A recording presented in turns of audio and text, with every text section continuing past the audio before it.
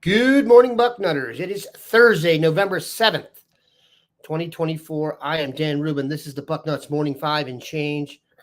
I apologize for us being tardy today.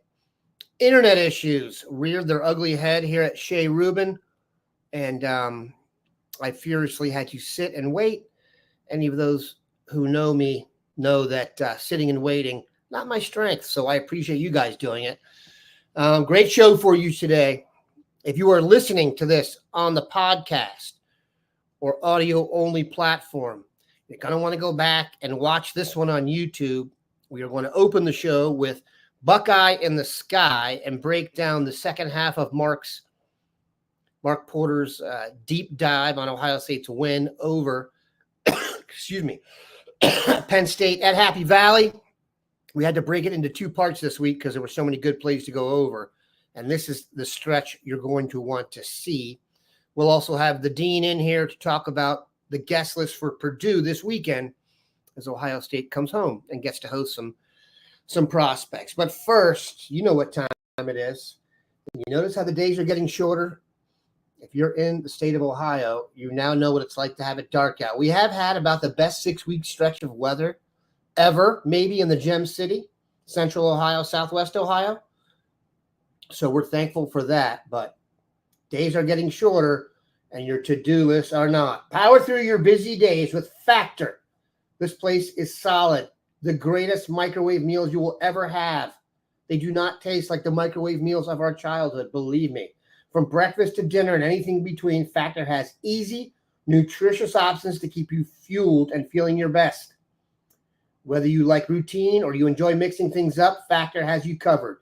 35 different delicious meals every week, 60 additional convenience options you can add to your box. It is the #1 ready-to-eat meal delivery service. 2 minutes, stand your A game with quality ingredients. You can trust quality, and you can taste it. And every one of Factor's fresh, never frozen meals.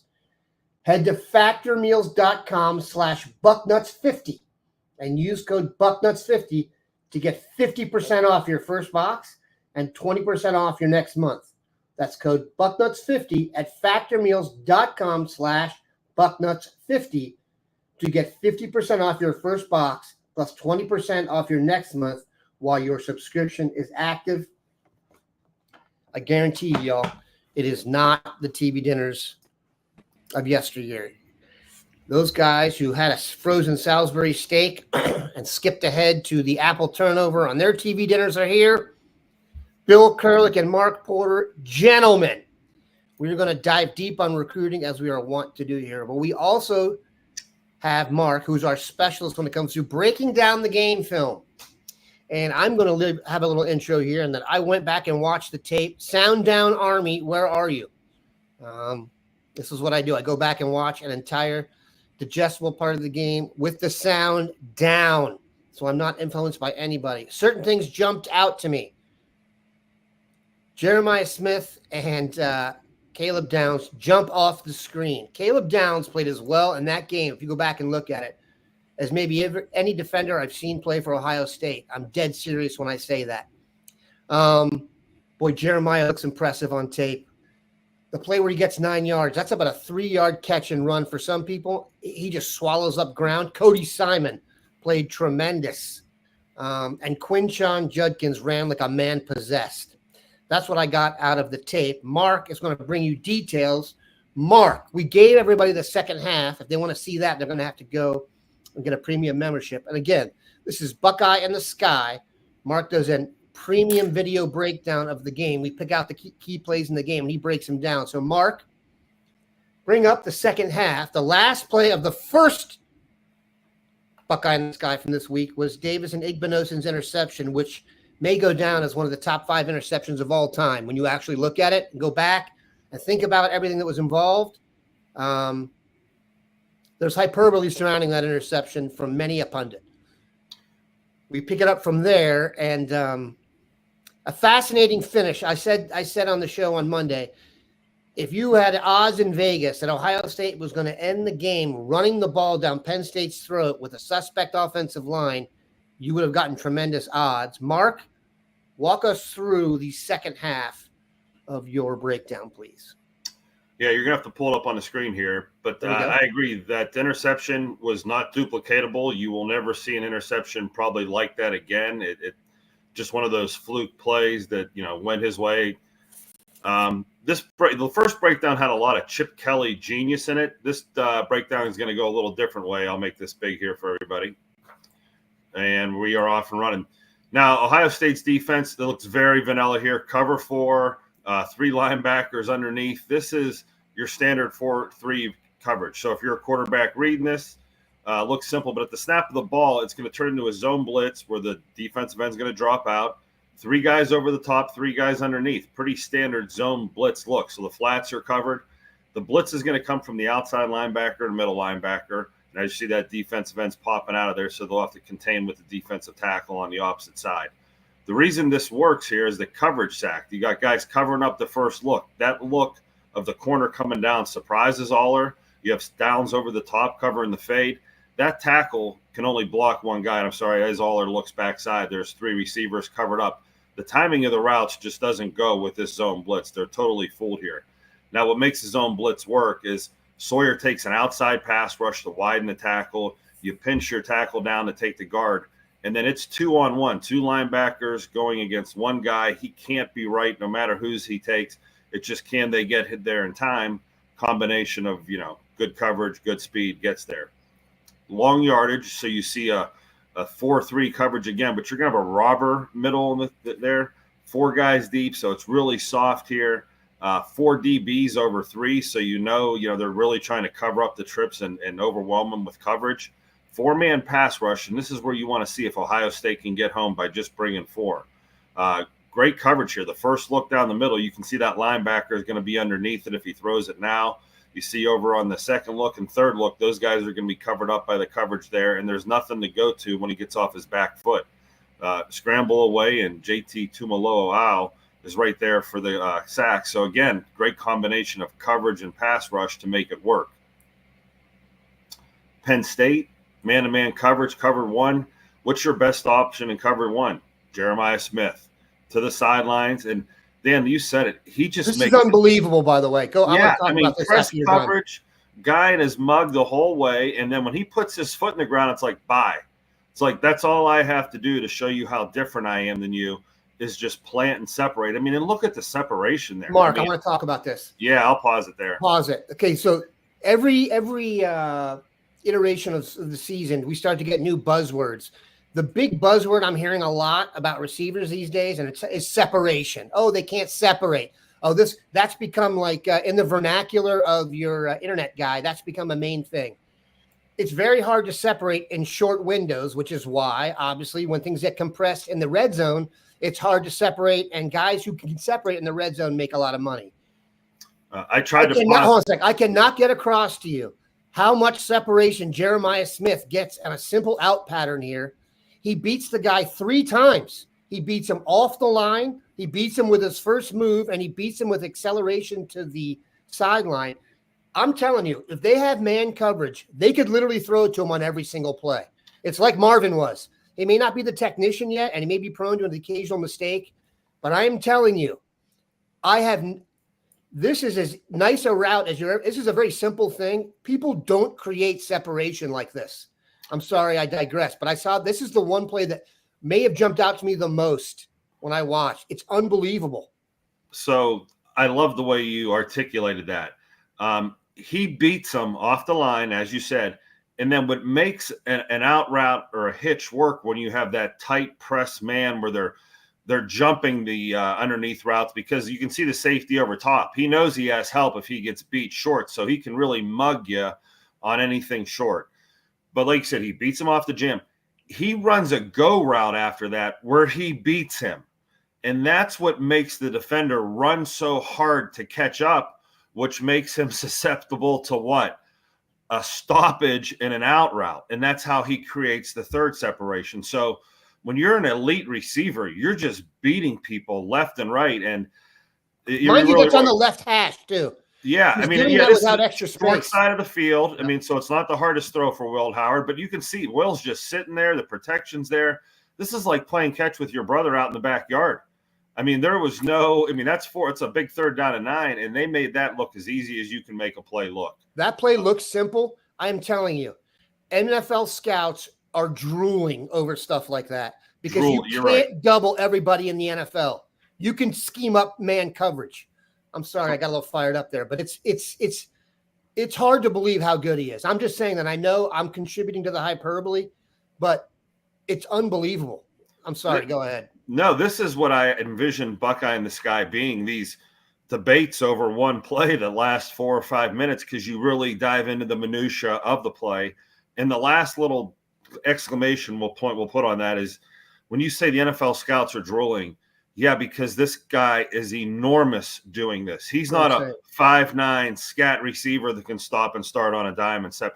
This is a big 6'3", 6'4", 200 and some pounder that, oh my gosh, this is a freak of nature doing this, and it looks easy, So he's really going to be fun to watch, and I'm glad he's playing in the Buckeye uniform. Very much. Yeah. Okay. So, did I skip a play there when I went past that? I think okay. So here we go. We're going to have we're going to have cover 1 man-to-man, and it's the same thing. We just flipped it. It's the same defense that, Penn State just ran against us. How is Penn State going to beat it? This tight end for Penn State was better than advertised. Boy, can he run. So they're basically going to run a slot fade with him and use him as their one-on-one beater, their version of Jeremiah Smith. Outside receiver just has to hook up and stay out of the way. Aller does a great job of keeping the safety to that side just enough. And then again, you're watching another guy who's going to be playing on Sundays.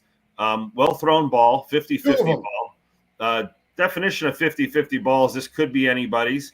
Kind of sneaks in the back ear behind the Ohio State defender. And, you could be mad at him for not getting his head around sooner. And, that's good coverage. But that is – you're there. And if you ran that play 10 times, against a first-round draft pick tight end who's 6'6", okay, I mean, they have good players too. So, it takes that type of player to give us hell. I'm fine with that.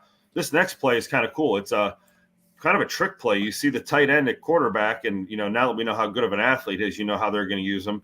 Drew Aller standing out there, receivers, more just smoke and mirrors or decoration. I doubt they have a play where they throw it out there and he throws it deep.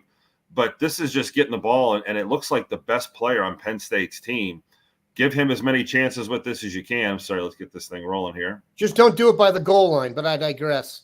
Yeah. I don't know if my internet – okay, there we go. There's the blocking scheme. It's a log scheme with the guard, very simple. And you're just going to try to get out here on the edge. And, Cody Simon gets put in a really tough position here where he's got to go take the pitch man. And now he has a lead blocker on him. So – great X's and O's by Penn State to bind him up like that. A question for you, Mark. Yes, sir. Should Denzel Burke have the corner gotten outside on that?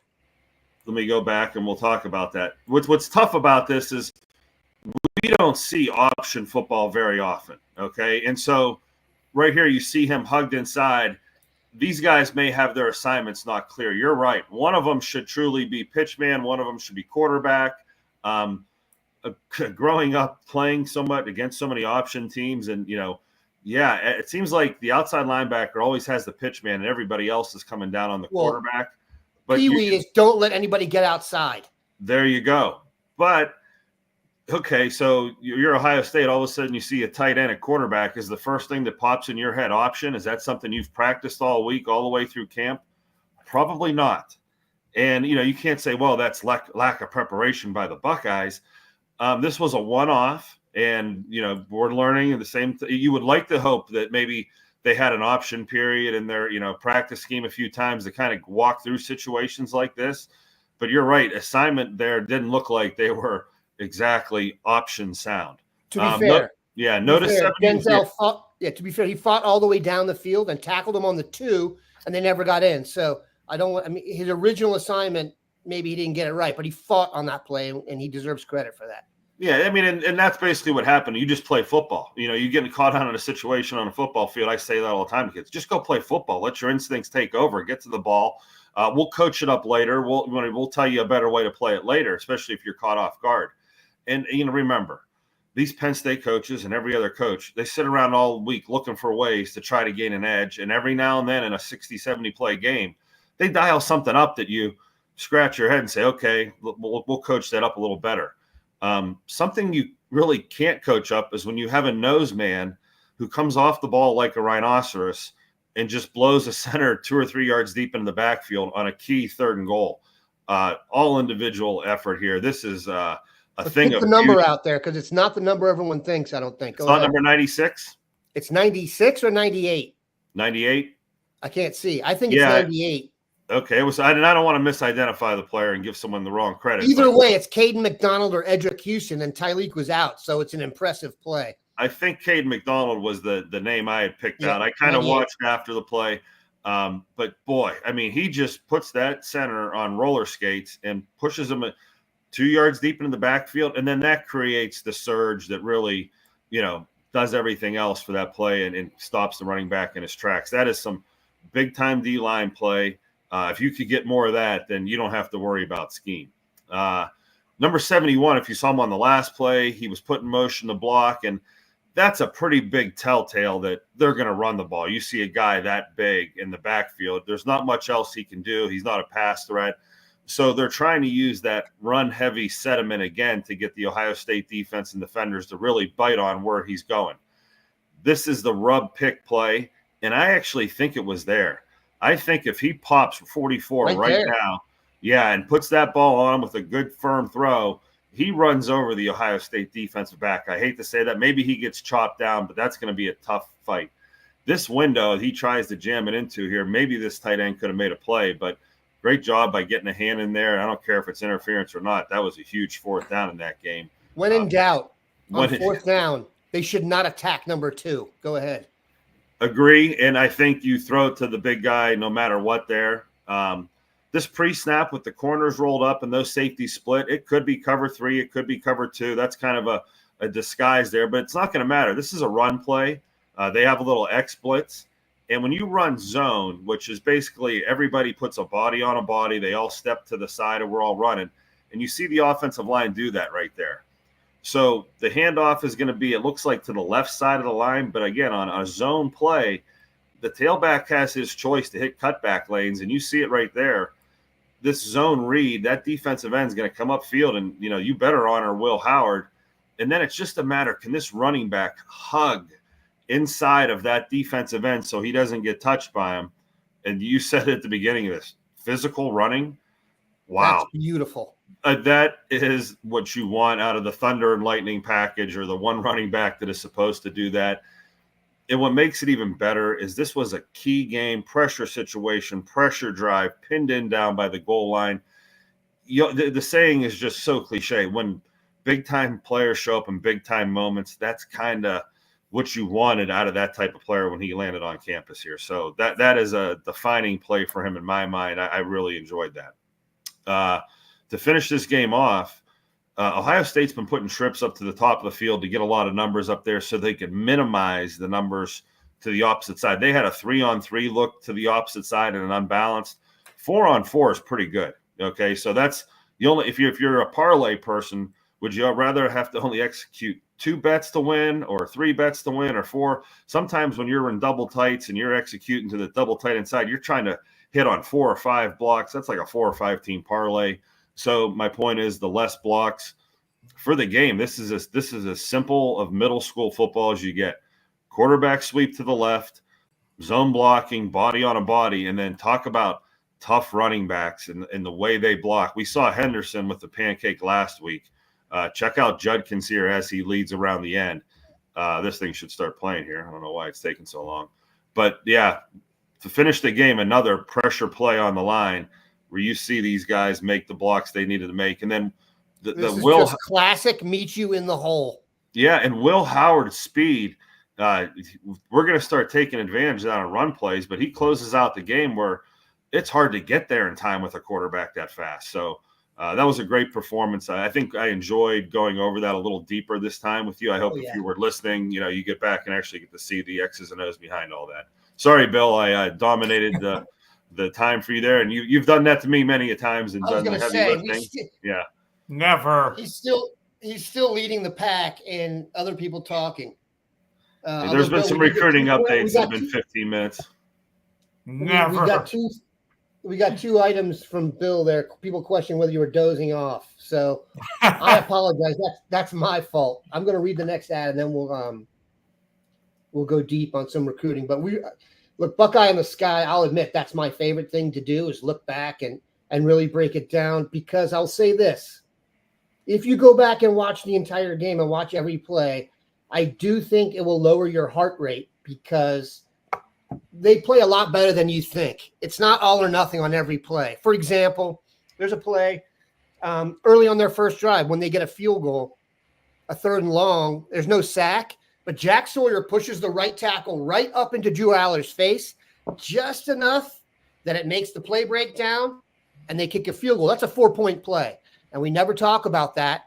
And, we get on the guys at defensive end for not getting sacks. But I think if you go back and watch the entire game, slow it down, listen to what Mark has to say, that knowledge is reassuring, because I do think we get a little it's not a shocker, Bucknuts. We get a little intense here, and we start to lose perspective on just how good they are. But anyway, I digress, and we're going to talk about something that Dean rocks heavily, Gooder sunglasses. How many times have you, if you're one of those guys who buys the really expensive sunglasses, you go to a football game in the day, the sun is shining, nighttime comes, the drinks are flowing, you wake up, no sunglasses. So how do you fix this? Here's what you do. Go get yourself 2 pairs of Gooders.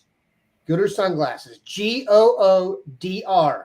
Stylish sunnies starting at only $25 a pair. I'm telling you, they are nice. Look at this thing. $25, man. I'm gonna get numbers just off putting this on here. Come on now. These things are great. And they're flexible and they are strong. High performance, designed to make you feel like the best athlete of all time, even though I couldn't make the minor leagues. All right. If you want to support the show and try a pair, and I might add, if you see these advertisers coming up routinely, it's because you nutters are taking advantage, and we like that. And if you want to support the show and try a pair or 2, Gooder is giving Bucknuts Morning 5 listeners free shipping. So you go to Goodr.com, Goodr.com/Bucknuts. Use code Bucknuts for free shipping. And then Gooder offers a 30-day money-back guarantee and 100% satisfaction. All right. The fans are rumbling. They want to hear from the dean. And I have a question for the dean that has jumped out to me, and then we'll go with recruiting on Bill's tip. There seems to be a prevailing vibe that Jakeem Stewart, the defensive tackle from Nollins, and just the Chris Jones reincarnate, Ohio State and Oregon have made a real impression on him, and they could be the 2 leaders right now, Bill. You're not necessarily fully on board with that, and tried to pop my balloon before the show. I'm requiring you to discuss it because I'm trying to speak this into existence. Can you please bring us the latest on the uber-talented and enormous Jakeem Stewart? Well, he, as we know, and has had for quite some time, 4 schools. They are LSU, of course, Ohio State, Oregon, and USC. Not necessarily in that order. Good morning, Deidre. And, when you got a kid from Louisiana that's a great player, it's always hard to get them away from LSU. LSU is having an okay season, not fantastic. They're 6-2 right now, and they have what I think will be an interesting game this weekend, I believe. I'm sure they play Alabama this weekend. So 7-2 or 6-3, we'll see. But they're having, like I said, an okay season, just nothing spectacular at this point, at least. Oregon and Ohio State, obviously, in my opinion, and others too, are the 2 best teams in the country. I had somebody tell me a couple weeks ago he could well end up at Ohio State, Bill. And I said, well, I agree with that. But it's hard for me to discount, just to throw out LSU. What the Buckeyes do have going for them is, as things stand, the last shot. He's expected to make his official visit to Ohio State for that Michigan game. So that is good. I don't subscribe to the theory that the last shot is the defining shot all the time. Sometimes it is, quite often it is, but sometimes it's not. That's old school.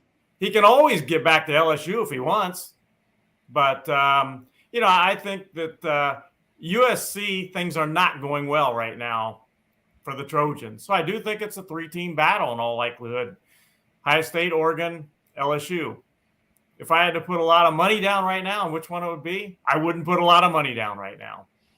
So Yeah, that's kind of how I feel. He's still got to take these visits, and we'll see what happens. The number one purveyor of the last visit theory was the late, great Dwayne Long. And Dwayne and I would commiserate here for years about how Ohio State could not bring the big boys out of the South.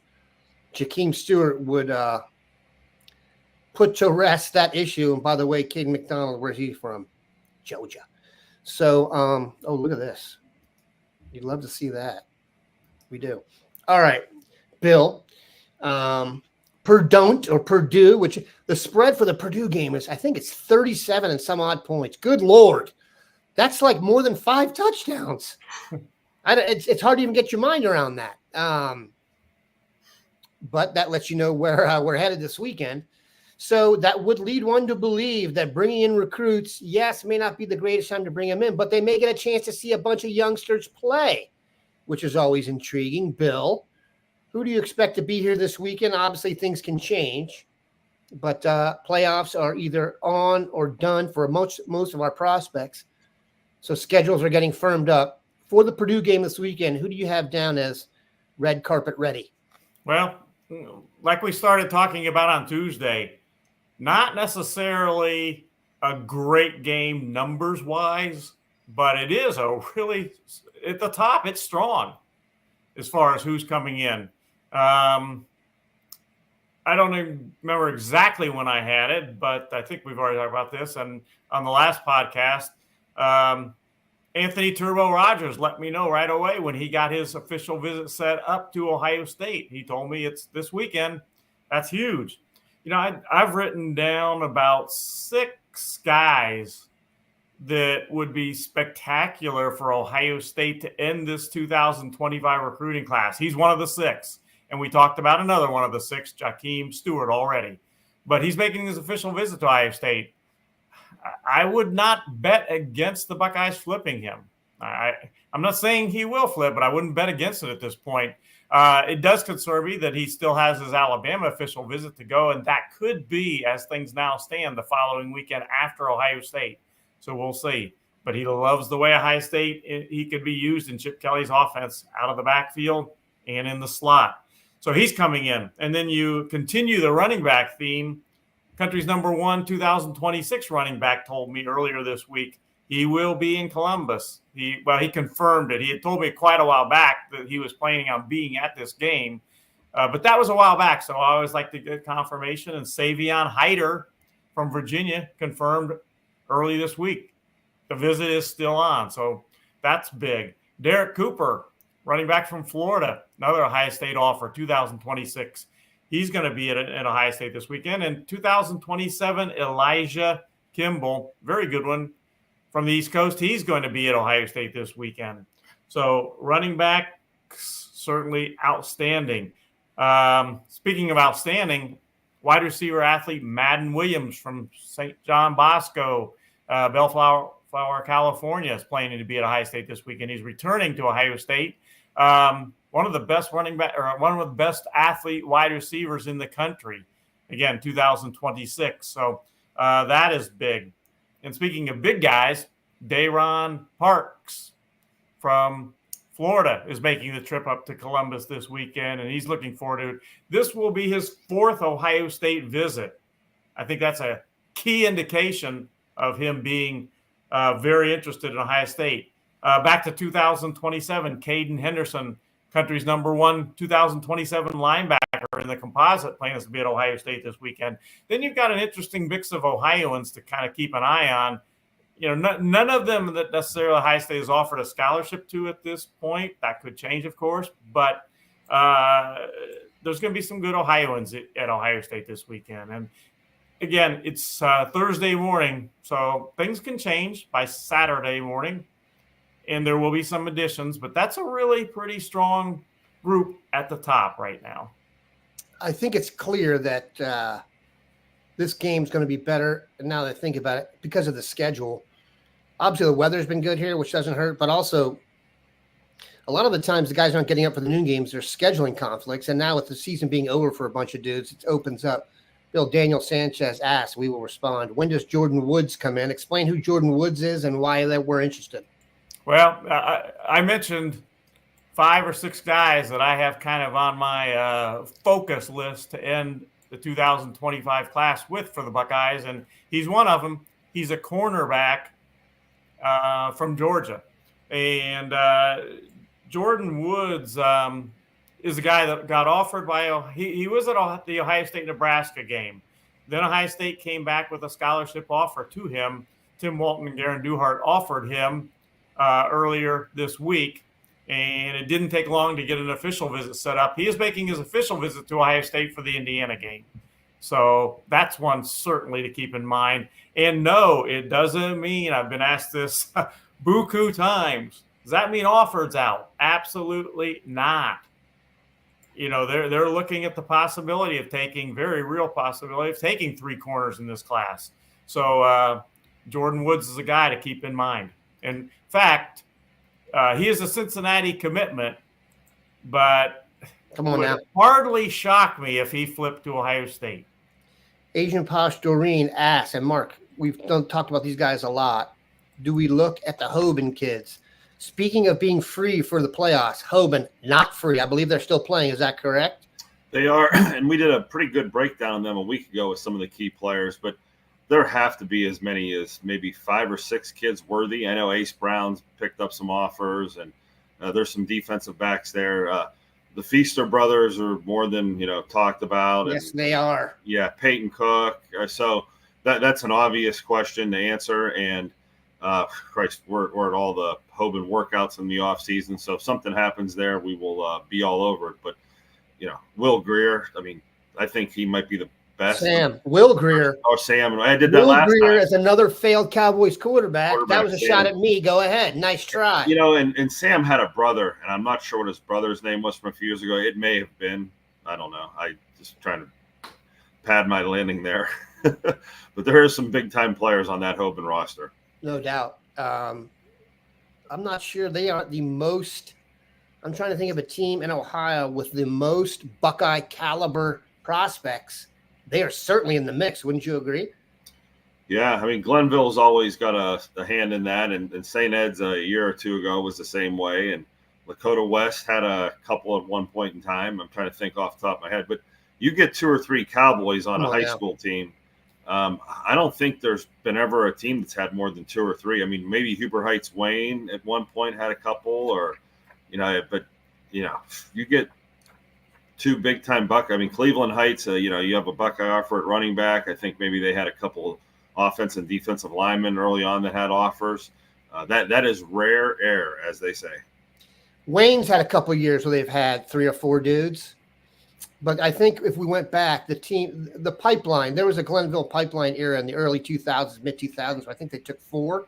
Yeah. And 3 other dudes went and thrived at other places. But interesting, the pipeline has found the District of Columbia. Marshawn Lattimore joining Noah Brown and Terry McLaurin in D.C., so hopefully that works out for them. Troy just likes to take shots at I'm over the Cowboys. I told you, Operation Belichick, full speed ahead. We're going to go from there. All right. I agree with this. The Feister brothers better be Buckeyes. I can't get over how young and good those guys look. But anyway, let's see if we have any more good questions here, and then we will take it to another level. Mark, have you figured out where we are going this weekend? We are deep in the playoffs. Some really big-time matchups coming up. I think we're a week before the really big-time matchups. But where are you headed this weekend?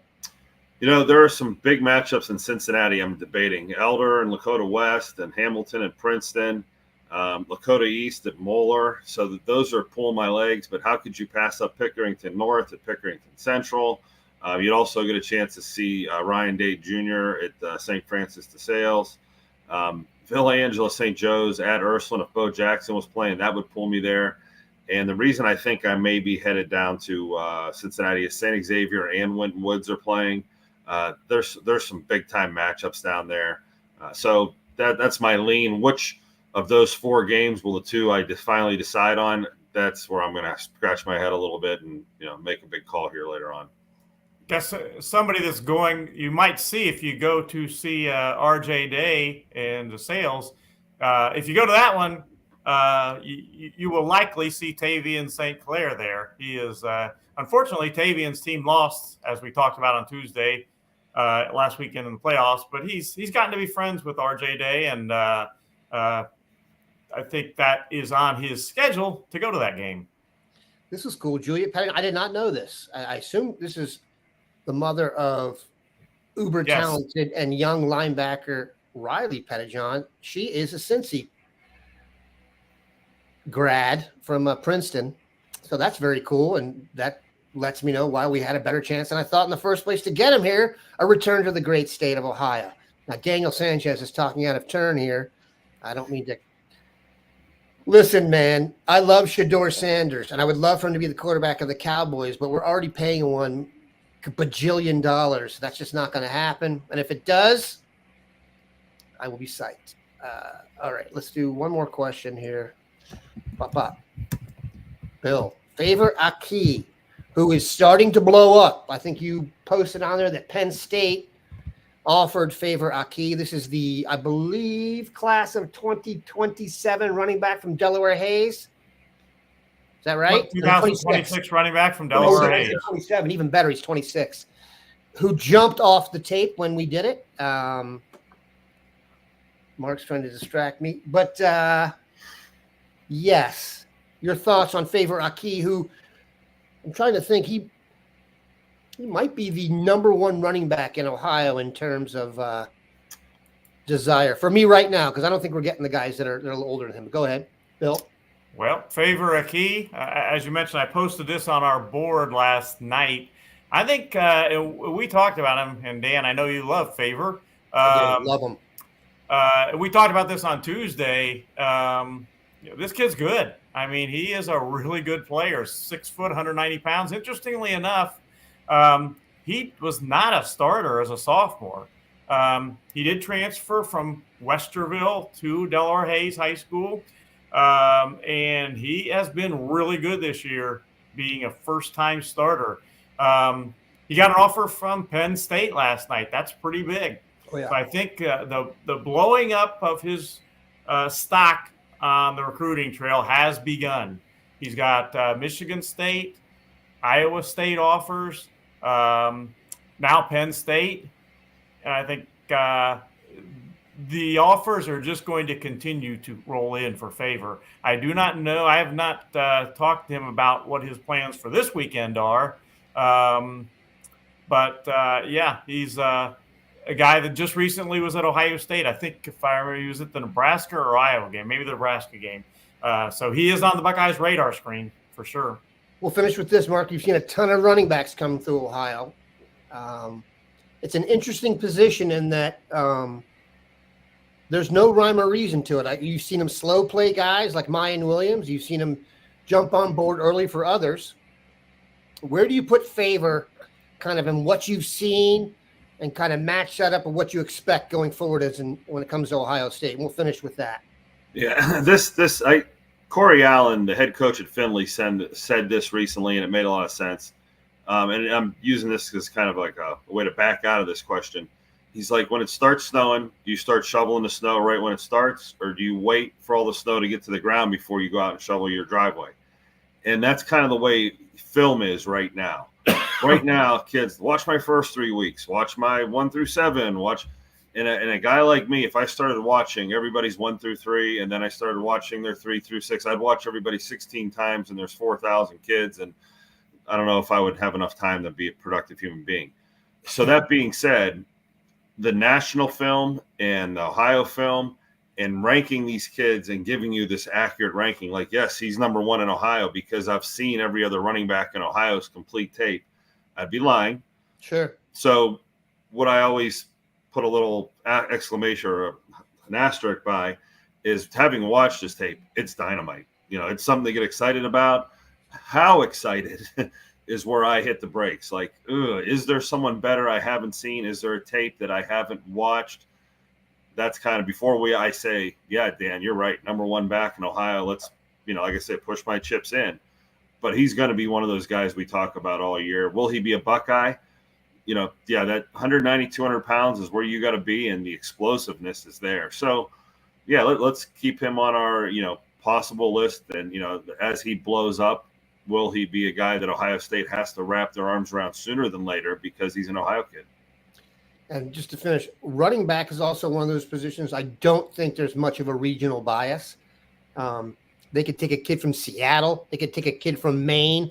Running back is the kind of guy, if you're as good a running back prospect to play at Ohio State, you've usually been the guy no one could catch on the playground since you were about 6 years old. You're not a hidden gem.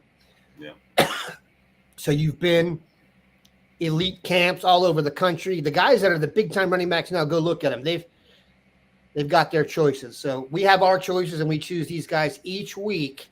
So the dean will be all over the visitors this weekend for Purdue. As you heard, don't match up Purdue and the spread, which is almost 40 friggin' points, with the quality of recruit. The red carpet will be plush. These guys are done with high school football in a lot of cases, so you might even get a few extra guys loaded in here. Bill will be all over it. Mark will be all over the playoffs as well. We'll come back with great video for you next week.